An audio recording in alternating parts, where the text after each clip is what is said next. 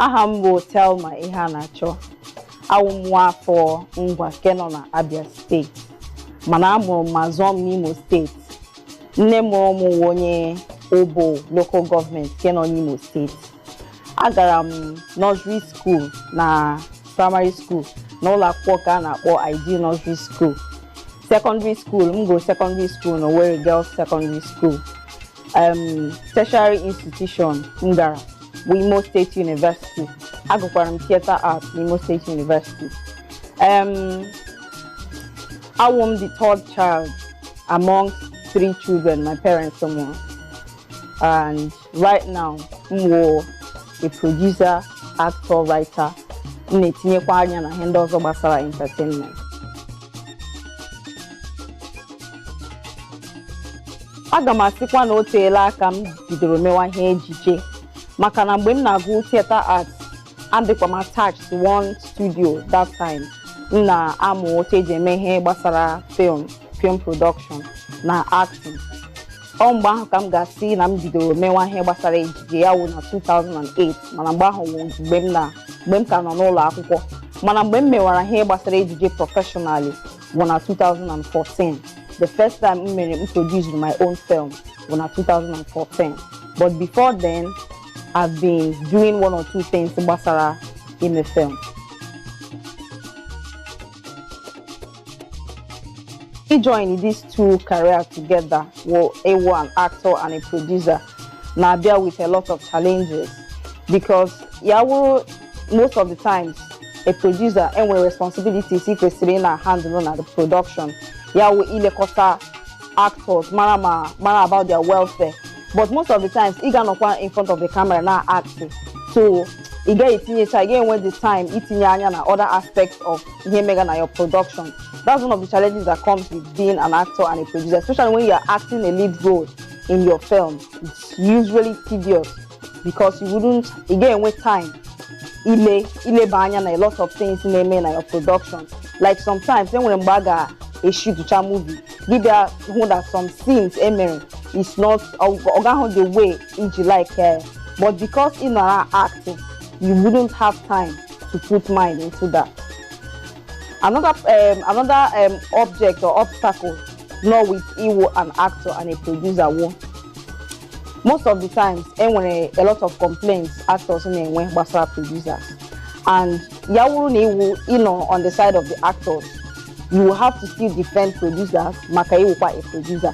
Like let me say, when sometimes actors, upcoming actors that meet again say that they weren't fed or they don't have a good place that they are staying. So what will you do at that moment? Now you have to think for an actor and also think for a producer, because right now you are thinking, okay, I can't spend extra money and when home enough money to put these people in a better place. But as an actor, I'm in their position now. I would like to be in a place that is very, very conducive. This comes as a challenge in your mind. Then, at that moment, it needs you to be very focused to take the proper decision. This is just, I will just few of the challenges that comes with a actor, a producer. The first time I produced my first movie, a lot of troubles came out of it. I wasn't very strong as a producer then, and I made involve a lot of my friends so that they will help me to produce it. But along the line, maybe I know to say that most of the times you have to separate business from pleasure. That is how to succeed as a producer. Or one of the things that my first production teacher him, because a lot of times when some of my set members, but because how my friends, I couldn't talk to them. It makes the business with pleasure. One thing I'm learning now my first production that I'm as a producer. A lot of my friends have made a movie. Along the line, maybe I hold that mixed interest na the thing. Even when my set members, like onye production management, my production manager that time was my friend. Sometimes I misbehave na set. This is one of the things I'm learning. The first time I made my making my first movie, and a lot of challenges. Mana mgbe m mechara the movie ya pụta ma bịa hụ na ọpụta ahụ the way m chọrọ ka ọ ji pụta, it taught me that na m kwesịrị separate business from pleasure whenever you're producing. Enwere m my dreams is too tall, is all the very large, o toro ogologo. Ana m ahụ onwe m ka onye ga-win Oscar. You know, Icheke Igbo, it doesn't seem possible, man. I have faith that Nollywood movie one day they win an Oscar in this time.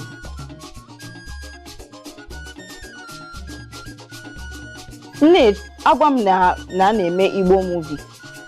Ihe m na-elekwasị anya wụ ka m hụ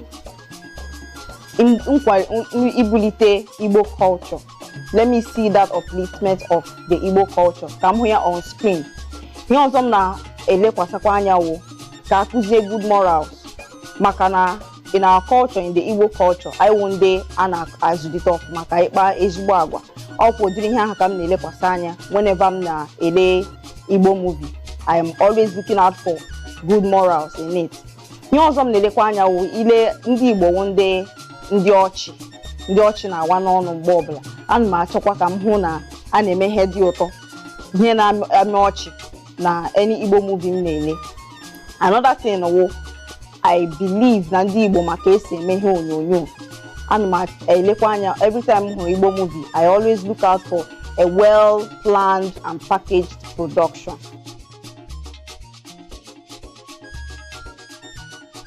Meeting with actors and actresses for me is always a good union. I want somebody that when somebody is shooting, only also shoot another producer. Most of the times, I'm not saying they shoot a movie, and I will always go. If I have any help to render, I render. If I have any advice or something, or this area you might have problem in this area.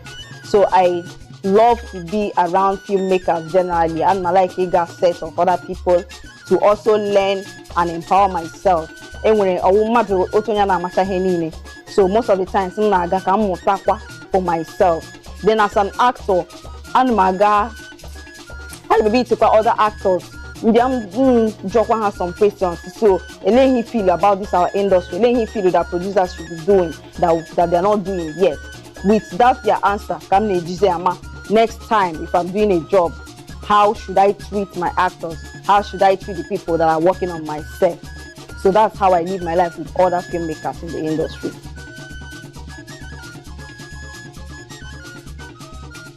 I'm a video from my favorite color. My favorite color is yellow. My favorite food, I got my favorite food. I like good food. Food obla wo ihe di ụtọ. Ana m like iri ya. Food obla any obla wo iri ya di ụtọ. With my favorite food. But then when ọtụtụ nri ndị m na-anaghị eri dịka ofe ọgbọnọ, ana m eri ihe ọbụla na-alụ alụ, na m achọ ka o metụ m n'ọnụ. Ihe ọzọ m na-anaghị erikwa wo ihe ọbụla na-atọ ụtọ, achọrọ m ịkpọ ihe ọzọ m na-eri mana ofe ọgbọnọ.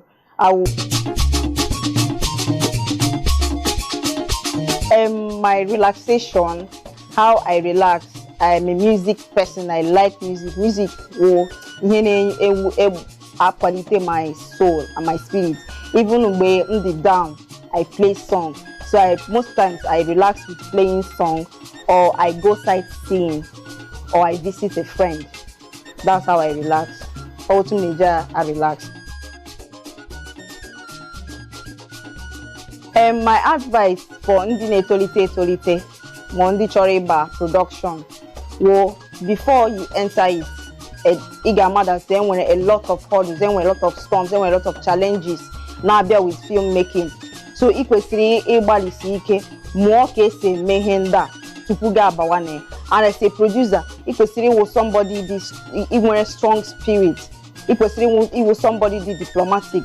It was really caring, just like a mother in a production. Maka only know how only the bias in your production, or they make your job aga come out well.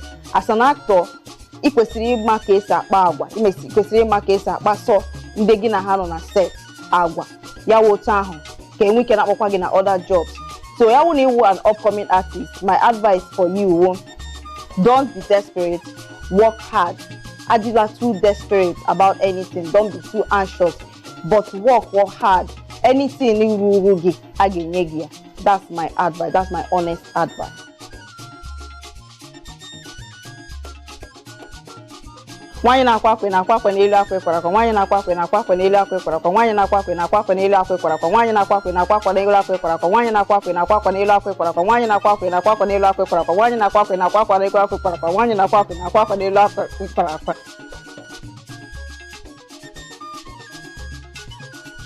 Echefukwala ile isi mbido TV. Ndewo.